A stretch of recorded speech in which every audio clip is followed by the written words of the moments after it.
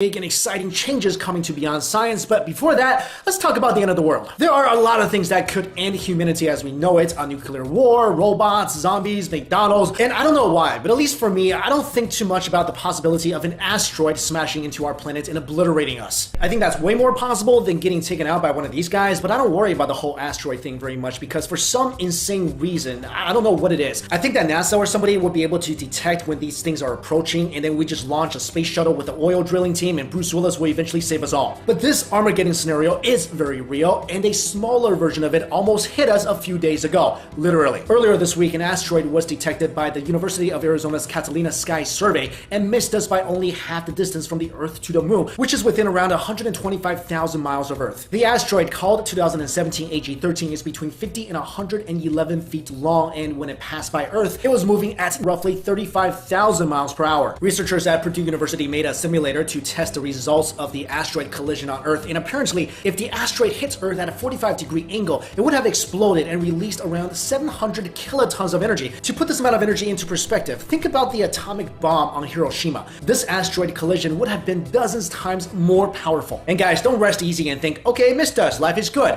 According to NASA's Near-Earth Object Program, there are more than 38 asteroid approaches estimated in January alone. And I get it, this was a smaller asteroid, it would not have killed us all, but let's talk about what happens if we do detect a planet-killer rock hurtling towards us. Well, our government has a plan, sort of. On December 30th, 2016, the US government released a 25-page long document called the Near-Earth Object Preparedness Strategy. And this document basically outlines the plans in the event that a huge asteroid really does collide with Earth. This plan includes things like detection methods, deflection strategies, and emergency procedures.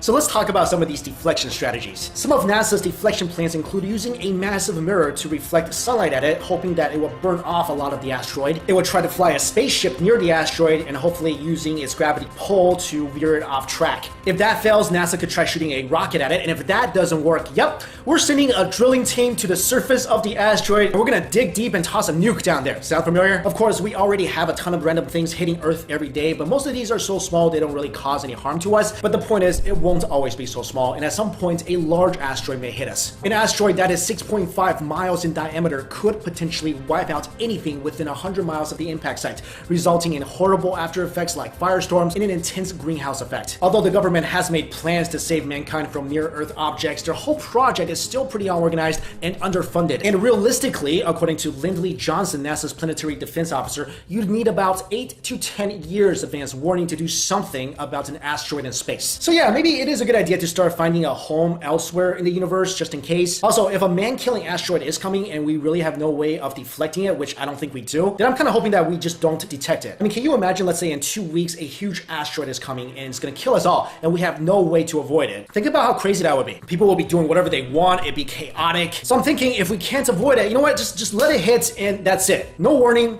boom. But let me know what you guys think. Do you really feel like we have the necessary means to deflect a huge asteroid if it's coming towards Earth? Also, let me know if you agree with me. If it is coming, if a huge man-killer asteroid is coming and we have no way to stop it, do you even want to know? Also guys, I've got something else I'm really excited to talk about. As you know, I cover a lot of topics and sometimes I can't go into details too much because I don't want to make these videos overly long. And as much as I want to, YouTube stats are pretty clear that most people, they don't want to watch videos that are more than 10 minutes. But I have found a way to dive into the materials much more deeper, giving you guys the fuller scope and really digging into the most interesting topics that we love. Not just asking the big questions, but answering them as well. And this could happen by getting a whole team of researchers working on this stuff. So at Beyond Science, we now have a team of 12 people working on a Beyond Science magazine. They're checking sources, gathering more info, details, and research, and putting it all together. You'll be able to read it offline on your iPad or smartphone anywhere you want, and lie at Starbucks or in the bathroom at Starbucks. This magazine is one of the most ambitious projects we've ever taken here at Beyond Science. It is the first digital magazine to investigate and report things that science really can't explain. And the larger it becomes, the more journalists we can hire to investigate and study with an open mind all the crazy things we talk about on this channel. Our vision is to build a community of open-minded people asking big questions and therefore pushing humanity forward. So because of that, I have a 30-second favor to ask you guys. I have a link in the description box below, and this will take you to a site called Thunderclap, where you can help us turn that vision into a reality. It takes less than a minute, and it will really help me spread the word on this. So thank you guys so much. I'm really excited about this. Thank you for watching this video.